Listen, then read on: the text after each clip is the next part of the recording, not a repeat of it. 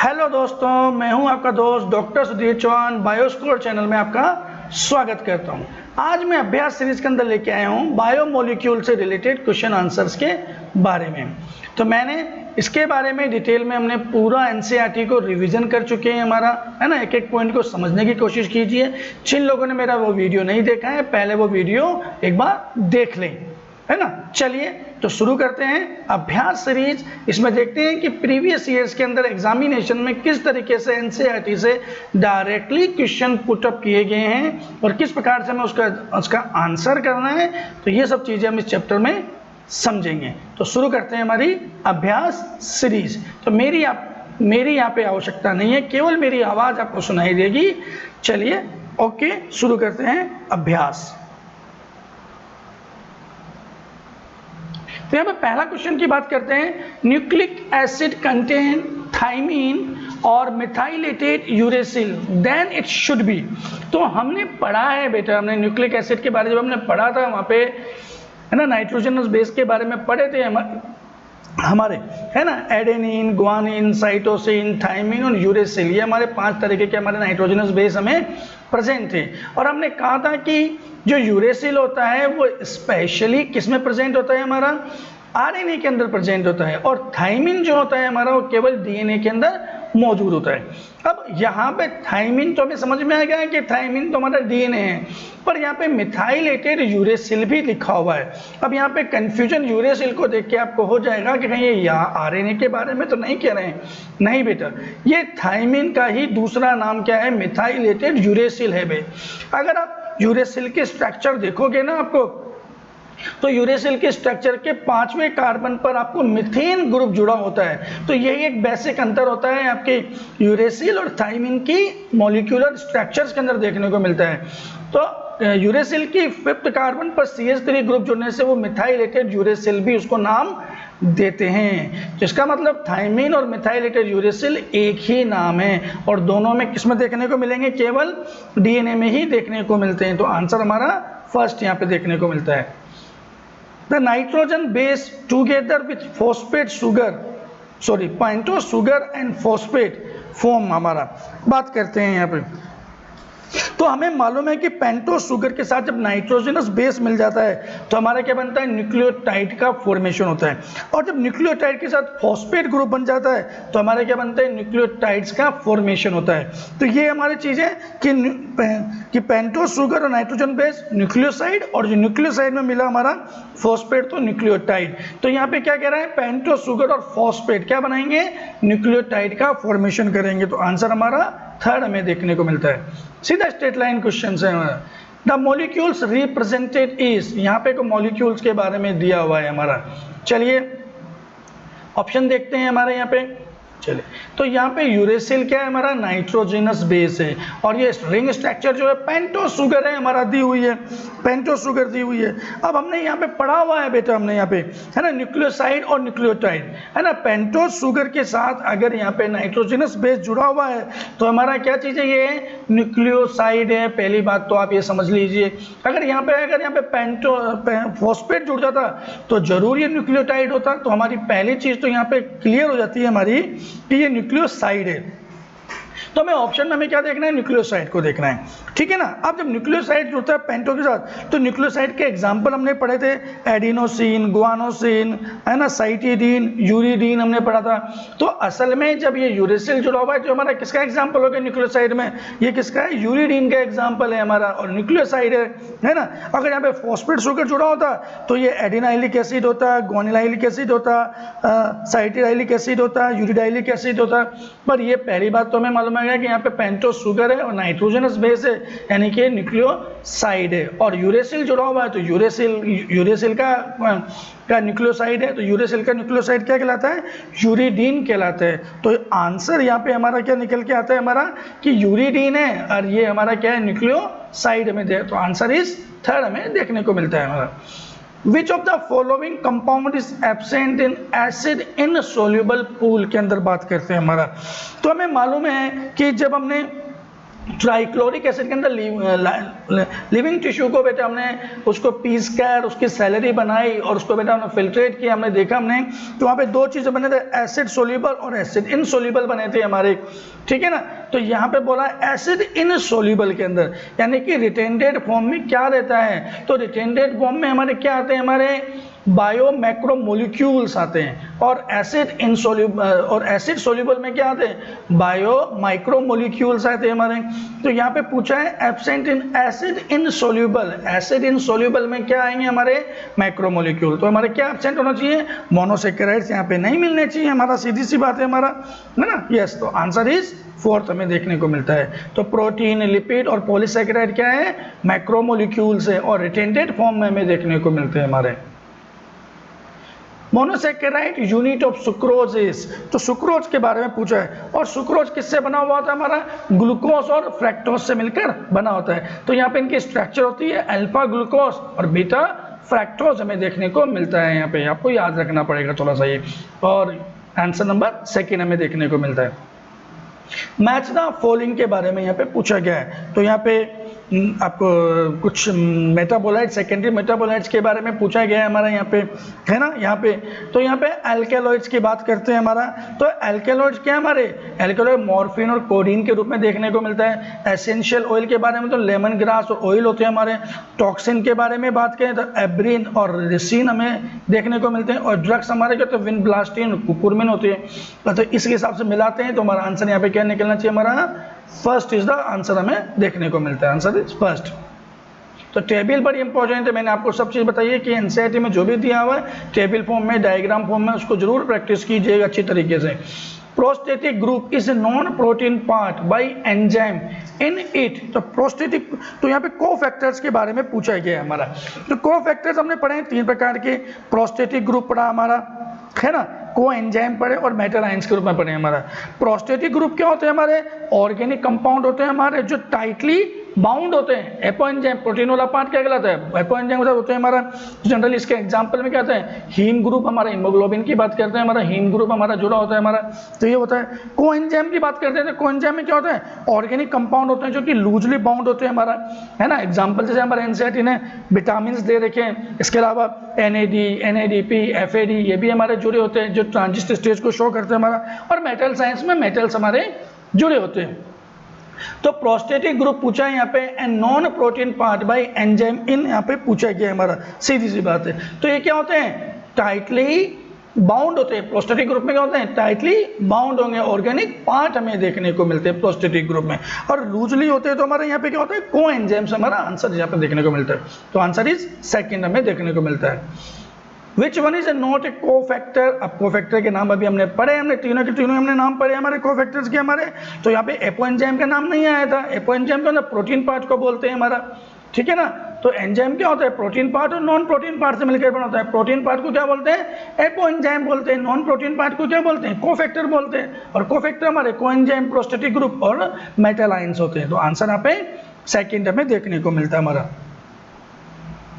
Which of the following is incorrect about the graph, एक graph के बारे में दिया है। तो ये ग्राफ हमने पढ़ा था वहाँ पे, है ना, फैक्टर अफेक्टिंग में pH, टेम्परेचर, है ना, इसके रिगार्डिंग हमने ये ग्राफ हमने वहाँ पे देखा था। तो चलिए देखते हैं क्या कहता है हमारा, यहाँ पे ऑप्शंस क्या आते हैं हमारा। It represent effect of change of pH on enzyme, बिल्कुल हमने पढ़ा था हमारा। It represent the effect of changes in concentration of substrate on the enzyme, नहीं सबस्ट्रेट में हमने नहीं पढ़ा। सबस्ट्रेट में हमने क्या था, सिग्मोइड कर्व टाइप का हमने स्ट्रक्चर्स हमें देखा था वहाँ पे। Represent effect of change in temperature, बिल्कुल देखा था हमारा।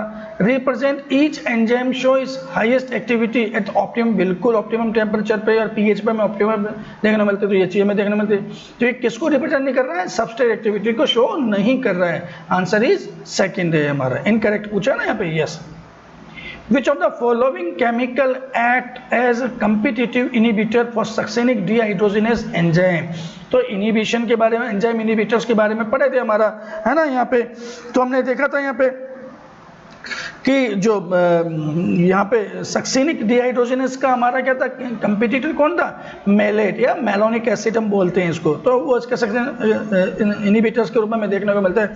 दूसरा एग्जाम्पल है सल्फा ड्रग भी। सल्फा ड्रग भी क्या होता है, पी एमिनो बेंजोइक एसिड, यानी पेबा का क्या होता है हमारा एनालोगस सबस्ट्रेट होता है हमारा, है ना, तो ये भी इसमें एक कंपिटिटिव इनिबिटर्स के रूप में काम में आते हैं। तो ये दो एग्जाम्पल्स हैं, एनसीईआरटी में हमारा एक ही दिया है, पर आपको मैं दूसरा बता रहा हूँ, सल्फा ड्रग जो किसका, पी एमिनो बेंजोइक एसिड यानी पाबा का, है ना, एनालोगस सबस्ट्रेट हमारा कहलाता है हमारा।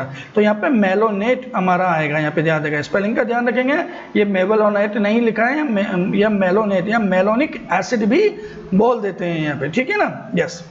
तो सीधा स्ट्रेट लाइन क्वेश्चन है हमारा। नेक्स्ट बात करते हैं हमारा, following graph show change in concentration of substrate in enzyme activity, identify A B C के। तो देखिए हमारा यहाँ पे वही ग्राफ दिया हुआ है, केम वैल्यू के साथ हमारा दिया हुआ है हमारा, है ना। तो ए यहाँ पे क्या है, वी मैक्स को बता रहा है, आप देख सकते हैं हमारा। सी हमारे वी मैक्स बाई 2 बताता है हमारा, और बी हमारा केम वैल्यू को बताता है। तो ये आपने अगर देखा होगा, है ना, तो आप डायग्राम को देखा होगा तो आप अच्छे से आंसर इसका दे सकते हैं। यहाँ पर देखते हैं हमारा आंसर मिला देते हैं हमारा, है ना। तो यहाँ पे आंसर हमें क्या मिलना चाहिए, देखो ए पूछा है तो ए हमारा क्या वी मैक्स वैल्यू को बता रहा है, यहाँ पे जाके क्या होता है, फिर ये बिल्कुल स्टेडी हो जाती है, स्टेट हो जाती है हमारी। और बी हमारा यहाँ केम वैल्यू को शो करता है हमारा, है ना। और सी हमारा क्या होता है, वी मैक्स बाई 2 को रिप्रेजेंट करता है हमारा। तो ये ग्राफ से हमारा बिल्कुल सीधा आंसर निकल के आता है। तो बस यही है कि आपको डायग्राम अच्छी तरीके से समझने हैं हमारे। 12 which apo enzyme is separated from its metal components, its activity is।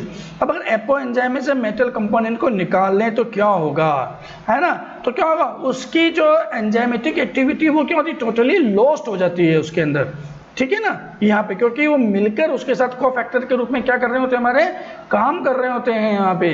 तो आंसर क्या होगा हमारा, थर्ड लॉस्ट हो जाएगा हमारा।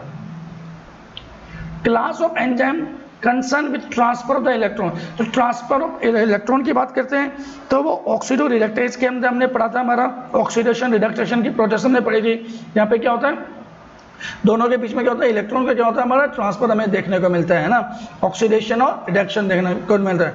तो ऑक्सीडेशन में क्या होता है, इज लूजिंग इलेक्ट्रॉन होता है, रिडक्शन इज गेनिंग इलेक्ट्रॉन हमें देखने को मिलता है हमारा यहाँ पे। तो और इसको हम क्या बोलते हैं, डिहाइड्रोजिनेजेस भी कह देते हैं यहाँ पे। तो आंसर हमारा क्या होगा, थर्ड हमें देखने को मिलता है। ट्रांसफरेंस में क्या होता है, ग्रुप का ट्रांसफर होता है हमारा। हाइड्रोलाइसिस में ब्रेक डाउन होता है वाटर से, हमारा लाइगेज का होता है, जोड़ने वाले होते हैं हमारा। तो आंसर हमारा थर्ड हमें देखने को आता है। ए न्यूक्लियोटाइड हैज 3 कंपोनेंट। अभी थोड़ा शुरू में ही हमने पहले क्वेश्चन देखा था, न्यूक्लियोटाइड की बात करते हैं तो नाइट्रोजनस बेस होगा, पेंटोस शुगर होगा और सल्फेट ग्रुप मिलकर मिलकर क्या बनाते हैं, न्यूक्लियोटाइड का फॉर्मेशन कहलाते हैं हमारा। आंसर इज फर्स्ट हमें देखने को मिल जाता है यहाँ पे। A nucleic acid contain uracil then it should be yes. ये भी हमारा पहले हमने देखा था, यूरेसिल किसमें हमारा केवल और केवल आरएनए में देखने को मिलता है, और डीएनए में क्या होता है, थायमिन हमें देखने को मिलता है। तो आंसर हमारा second. Number of H bonds between guanine and cytosine, adenine और थाइमिन आर रेस्पेक्टली। तो हमने ये पढ़ा है हमने, है ना, यहाँ पे कि ग्वानिन और साइटोसिन के बीच में क्या होता है, ट्रिपल बॉन्ड होते हैं, और एडेनिन और थाइमिन के बीच में डबल बॉन्ड हमें देखने को मिलते हैं हमारा, है ना। यहाँ पे हमने पढ़ा है हमने यहाँ पे। तो आप इजीली इसका आंसर है, बिल्कुल स्ट्रेट लाइन क्वेश्चन है पूछा हुआ, तो आंसर यहाँ पे क्या होगा, सेकेंड आंसर हमें देखने को मिलता है हमारा। विच statement is correct regarding the glucose के बारे में। स्वीटेस्ट कार्बोहाइड्रेट नहीं, ग्लूकोज स्वीटेस्ट कार्बोहाइड्रेट नहीं है, fructose is a sweetest carbohydrate होता है हमारा। Most abundant in brain and nervous tissue, so is called the brain sugar नहीं, यहाँ पे गैलेक्टोज होता है जो ब्रेन शुगर के रूप में हमें काम में आता है हमारा। It is abundant in blood in also called is blood sugar, yes, तो ग्लूकोज हमारा ब्लड शुगर के रूप में देखने को मिलता है हमारा। Most abundant honey and sweet fruit नहीं है, हनी और स्वीट में फ्रैक्टोज हमें देखने को मिलता है हमारा। तो आंसर इज थर्ड इज अब देखने को मिलता है। फॉलोइंग स्ट्रक्चर दी हुई है ना। तो देखो एनसीईआरटी ने वहाँ पे आपको जब डिफरेंट स्ट्रक्चर्स दिए थे ना हमारे, डिफरेंट प्यूरिन पिरामिडियंस के बारे में हमारा दिया हुआ है, तो वहाँ पे आपको स्ट्रक्चर बनाई हुई है, आपने अगर ध्यान से रखा होगा तो आप समझ जाएंगे यहाँ पे। फिर भी मैं आपको जो तरीका बता देता हूँ, सिंपल सा तरीका और देखते हैं यहाँ पे। मैंने आपको बताया था प्यूरिन क्या था हमारा, आर्जिनिन और ग्वानिन हमें एजी, प्योर एज एजी मैंने बोला था, और पिरिमिडिन हमने क्या बोला था हमारा, कट, साइटोसिन, है ना, यूरेसिल और थायमिन हमने पढ़ा था, कट हमने नाम हमने पढ़ा था हमारा, दूसरी इंपॉर्टेंट बात, हम ना प्यूरिन के बारे में बताया कि डाइसाइक्लिक कंडीशन होता है हमारा, और पेरिमिडिन का होता है मोनोसाइक्लिक कंडीशन। तो आप ये देख लीजिए, पहली बात तो ये क्या चीज़ है हमारा, आपको डाइसाइक्लिक कंडीशन देखने को मिल रही है ना आपको, यस। तो डाइसाइक्लिक है यानी कि ये क्या होगा हमारा, प्यूरिन होना चाहिए। और प्यूरिन के एग्जाम्पल हमने क्या किया ना, एडेनिन और गुआनिन, है ना। अब पहली बात तो यहाँ पे ऑप्शन देखते हैं, थाइमिन, है ना, एडेनिन, साइटोसिन और यूरेसिल, 3 हमारा, ठीक है बेटा हमारा। अब यहाँ पे डाइसाइक्लिक में तो हमें मालूम है कि यहाँ पे एडेनिन ही देखने को मिल रहा है हमारा, है ना। यहाँ पे अगर गुआनिन होता तो जरूर हम कंफ्यूजन में जरूर आते, पर वो ऐसा दिया नहीं एग्जामिनर ने, देखो आप देखो।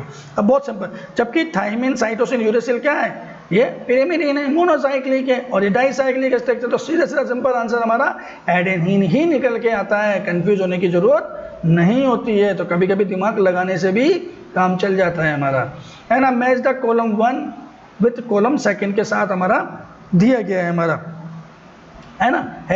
ऑप्शन देखते हैं हमारा, चलिए। हेक्सो शुगर, जो बात हेक्सो शुगर हमारी क्या होती है, फ्रैक्टोज होती है ना, 6 कार्बन से बनी हुई। डाइसैकेराइड की बात करें तो लैक्टोज हमारा इसका देखने को मिलता है। पॉलीसैकेराइड होते हैं तो स्टार्च इसका एग्जाम्पल है, और म्यूकोपॉलीसैकेराइड हमारे क्या होते हैं, हेपारिन हमारा एग्जाम्पल होता है हमारे। तो आंसर्स को आप मिला लीजिए यहाँ पे। तो क्या होता है, पहले का हेक्सोस में हमारा देखते हैं यहाँ पे सेकेंड फ्रैक्टोज हमें देखने को मिल रहा है हमारा, यस। तो ये है ना, यहाँ पे देखने को मिलता है। फिर बी में बात करते हैं हमारा डाइसैकेराइड हमारा क्या है, हमारा लैक्टोज है, तो ये सेकंड दिख रहा है हमारा, है ना। सी देखते हैं हमारा पॉलीसैकेराइड, तो स्टार्च है, फर्स्ट आ गया हमारा, और फोर्थ में हेपेरिन हमें देखने को, तो आंसर यहाँ पे सेकंड निकल कर आ रहा है सीधा सीधा। तो सब स्ट्रेट लाइन क्वेश्चन है बिल्कुल। Lactose is made up of, तो लैक्टोज जो होता है हमारा, हमें मालूम है ग्लूकोज और गैलेक्टोज से मिलकर बना होता है, और यहाँ पे ग्लूकोज गैलेक्टोज, यहाँ पे और तो कहीं कुछ दिया हुआ नहीं है, तो थर्ड आंसर ही देखने को मिलता है ना। जनरल दोनों बीटा ग्लूकोज और बीटा गैलेक्टोज के फॉर्म में हमें देखने को मिलता है, आंसर इज थर्ड हमें देखने को मिलता है यहाँ पे। एग्जामिनर तो उसको मोर कॉम्प्लिकेटेड कर सकता था यहाँ पे, ठीक है ना, yes. Which statement is false statement पूछा गया है यहाँ पे, yes. Amino acid contain in amino group and carboxyl group on the same carbon, है ना, बिल्कुल होता है। और अल्फा कार्बन कहलाता है इसको, इसलिए उनको अल्फा अमीनो एसिड कहते हैं, बिल्कुल सही बात कह रहा है हमारा। प्रोटीन और हेट्रोपोलीमर अमीनोस, बिल्कुल हेट्रोपोलीमर्स होते हैं, अमीनो एसिड्स के रूप में हमें देखने को मिलते हैं हमारा, है ना। डिफरेंट अमीनो एसिड्स हमें यहाँ पे नाइट्रोजन बेस हमारे जुड़े होते हैं हमारा। Amino acids are substitute methane, बिल्कुल हमने डायग्राम बनाया मीथेन के जैसे ही हमारा दिखाया, 4 अलग अलग यहाँ पे हमारे कंपाउंड जुड़े हुए थे हमारा। Amino acid is only hydrophilic, नहीं, ओनली हाइड्रोफिलिक कंपाउंड के रूप में नहीं होते हैं ये हमारा। तो ये फोर्थ इज गलत है यहाँ पे, इसके एमिनो एसिड्स के रिगार्डिंग की बात करें तो आंसर इज फोर्थ हमें निकाल के आता है यहाँ पे। सेमी एसेंशियल अमीनो एसिड, तो सेमी एसेंशियल एसिड हमारे 20 अमीनो एसिड्स थे हमारे, ठीक है ना। हमें मालूम है एनसीईआरटी में 21 दिए हुए हैं, अभी तक डिस्कवरी 22 की हो चुकी है हमारा, है ना। और सेमी एसेंशियल में आर्जिनिन और स्टीडीन हमारे सेमी एसेंशियल के फॉर्म में काम आते हैं, सीधा सीधा हमारा स्ट्रेट लाइन लिखा हुआ है। तो यहाँ पे आंसर हमारा फर्स्ट आर्जिनिन और स्टीडीन हमें देखने को मिलते हैं। बाकी मैंने आपको ट्रिक बताई थी वीआईपी हॉल में टीटी, तो आपने मेरा लेक्चर पढ़ा है तो आप समझ जाएंगे, ठीक है, एसेंशियल अमीनो एसिड्स के अंदर।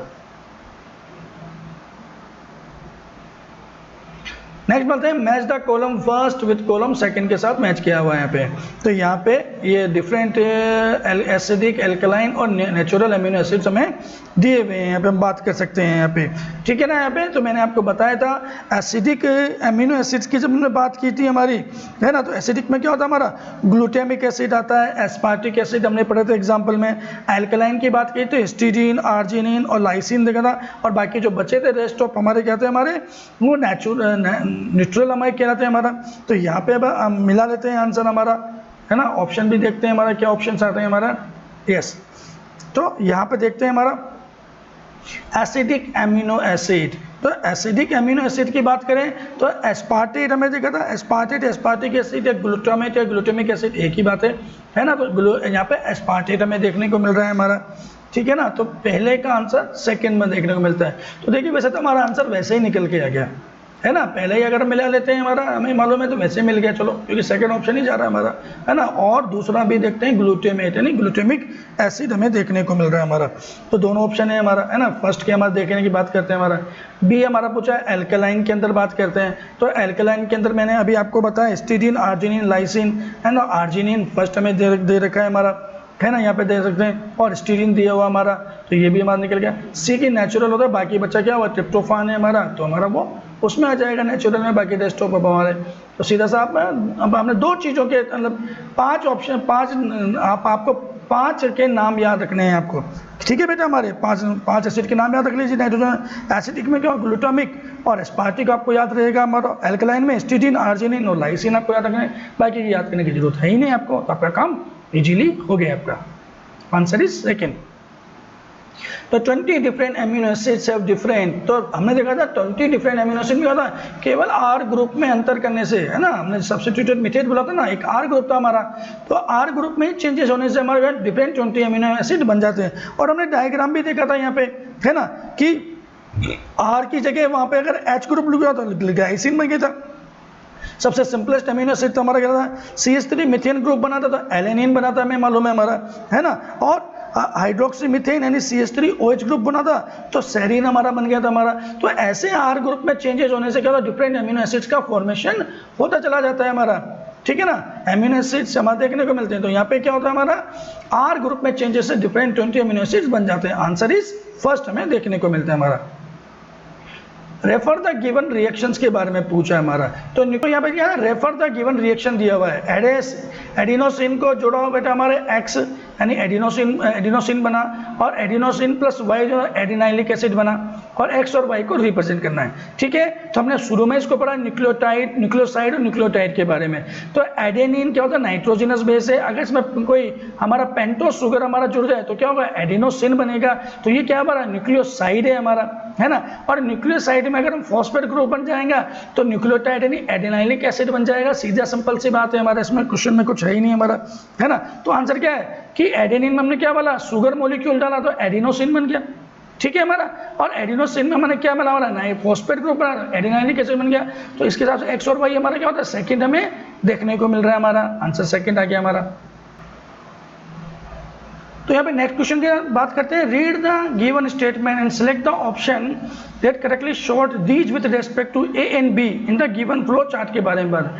तो यहाँ पे गिवन चार्ट है, लिविंग टिश्यू के बारे में हमने ग्राइंड किया, है ना। उसको ट्राइक्लोरिक एसिड हमारे थिक स्लेरी बनते हैं, क्लोर से उसको फिल्टर करते हैं, है ना। और 2 फ्रैक्शन यहाँ पे बनते हैं हमारा, यहाँ पे एक तो फिल्ट्रेट के रूप में, एक रिटेंडेंट के रूप में मिलते हैं हमारा। ये हमने उसको पढ़ा था प्रोसेस को। तो हमें स्टेटमेंट दिए, स्टेटमेंट को मिक्स करना है हमें उनके हिसाब से। तो ए हमारा कौन सी हमारा एसिड सोल्यूबल पूल, ए फिल्ट्रेट को कहलाता है बेटा हमारा। एसिड इनसोल्यूबल रिटेंडेंट के रूप में बी में देखने को मिलेगा। मोलिकुलर वेट है ना 18 to 800 डाल्टन हमें देखने को मिलता है, फिल्ट्रेट में देखने को मिलता है, माइक्रो मोलिक्यूल्स होते हैं हमारा। एमिनो एसिड, शुगर, न्यूक्लियोटाइड ये माइक्रो मोलिक्यूल्स ही होते हैं हमारे, है ना। कंटेन केमिकल देते मोलिकुलर वेट मोर देन 1000 डालते हैं, तो बी में हमें देखने को macromolecule. Protein, nucleic acid, polysaccharide ये क्या होते हैं, मैक्रोमोलिक्यूल से हमारा बात करते हैं। तो यहाँ पे ऑप्शन दिए हुए हैं हमारे, मिलाते हैं हमारा किसके अंदर क्या चीज़ हमें देखने को मिलता है यहाँ पे हमारा। तो सीधी सी बात है हमारा, हमने अभी इनको फिल्टर किया हमने, तो एसिड इनसोल्यूबल ए में देखने को मिलता है ना। और एसिड इनसोल्यूबल बी वाले में बी में चला जाएगा हमारा, ठीक है ना, यस। और मोलिकुलर वेट 18 ए में देखने को मिलेगा, एमिनो एसिड ए में मिलने को मिलेगा, है ना। कंटेन केमिकल देते हैं डी, ये बी में मिलेगा।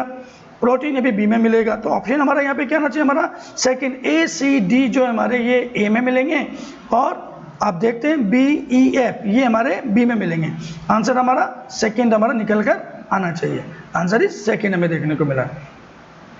Identify structure A B C के बारे में, यस। तो अभी थोड़ी देर पहले हमने देखा, हमने ये सब क्या है एमिनो एसिड है, और आर ग्रुप में चेंज करने से हमें आंसर मिल जाता है हमारा। तो आप समझ गए होंगे इसको, आंसर को बहुत इजी है हमारा, है ना। ए क्या है हमारा, सबसे सिंपल ग्लाइसिन होता है हमारा, बी क्या हमारा एलानिन है, और सी क्या हमारा सेरीन हमें देखने को मिलता है। तो आंसर इज थर्ड हमें देखने को, ग्लाइसिन, एलानिन और सेरीन हमें देखने को मिल जाता है। Which of the following biomolecule is not a biomolecules but present in acid insoluble friction? तो ये एक्सेप्शन के रूप में हमने देखा था, क्या मिलता है, लिपिड हमें देखने को मिलता है। ये एसिड इनसोल्यूबल में मिलता है, पर इसका मोलिकुलर वेट क्या होता है, 1000 डाल्टन से कम होता है, यानी बायो मैक्रोमोलिक्यूल है, बट एक्चुअली क्या होता है ये इनसोल्यूबल होता है ना, इसीलिए ये हमारा एसिड इनसोल्यूबल है, इसीलिए ये रिटेंडेंट के रूप में हमें देखने को मिलता है हमारा। तो ये एक्सेप्शन के रूप में लिपिड हमें देखने को मिलता है। Answer is second. Match column first with column second and choose the correct answer yes. तो ये भी थोड़ा एक बार पहले क्वेश्चन आ चुका है लगभग थोड़ा सा अंतर है इसमें, देख लेते हैं हमारा, है ना। यहाँ पे देखते हैं हमारा क्या देखने मिलता है हमारा, एल्केलॉइड्स। तो एल्केलॉइड्स हमारे क्या है, हमारे यहाँ पे सीधी सी बात है हमारा मॉर्फिन और कोडीन है। टॉक्सिन की बात करें तो एब्रिन और रिसिन हमें देखने को मिलता है। ड्रग हमारी विनब्लास्टिन और कुकुरमिन होती है। पिगमेंट यहाँ पे थोड़ा चेंज हो गया तो केराटिनॉइड और एंथ्रोसाइनिन हमें देखने को मिलता है। तो आंसर हमारा इसके हिसाब से क्या हुआ, थर्ड इज द आंसर हमें देखने को मिल रहा है हमारा। Next, which chemical structure represent the ज्यूटेराइन। तो ज्यूटेराइन में हमने क्या बोला था हमारा, जिसमें किसी भी सॉल्यूशंस के अंदर क्या होता है, एच आइन देने की और लेने की दोनों की काबिलियत जिसके अंदर होती है उन्हें क्या होता है, ज्यूटेराइंस के अंदर होता है। और ऐसा मेरा हमेशा हमने क्या होता है, अमीनो एसिड्स के अंदर देखने को मिला था हमारा, है ना। तो यहाँ पे किस पे प्लस माइनस साइन हमें देखने को मिलते हैं हमारा, सीधा सा ज्यूटेराइन का तो यहाँ पे बी देख सकते हैं हमारा, है ना। नॉर्मल फॉर्मूला अगर देखते हैं हमारा तो एच आर के साथ H2N होता है और COOH ग्रुप होता है। तो यहाँ पे क्या हुआ, HCOOH ग्रुप ने अपना H आइन छोड़ दिया, है ना, निकाल दिया। तो यहाँ पे तो माइनस का साइन आ गया और इसको लिया किसने बेटा, हमारा H2N ने लिखा तो H3N हो गया, तो प्लस साइन आ गया यहाँ पे इन्होंने। तो यहाँ पे सॉल्यूशंस के अंदर ये दोनों pH को चेंज करने की पावर रखते हैं हमारा, है ना, यस। यहाँ पे तो यहाँ पे देखते हैं तो आंसर बी हमें देखने को मिलता है जो ज्यूटेराइन को रिप्रेजेंट कर रहा है। और एक बार डायग्राम को अच्छी तरीके से देख सकते हैं यहाँ पे, ओके यस। तो ये जो कुछ क्वेश्चंस थे, है ना, जिसके बारे में हमने आज यहाँ पे डिस्कस किया हमने यहाँ पे, अगर तो ये कुछ क्वेश्चन पिछले ईयर्स में हमें देखे गए आपको। तो अगर मेरा ये प्रयास आपको पसंद आया हो तो मेरे चैनल को लाइक, सब्सक्राइब और शेयर करना ना भूलें। बायोस्कोर चैनल पर आने के लिए आपका धन्यवाद।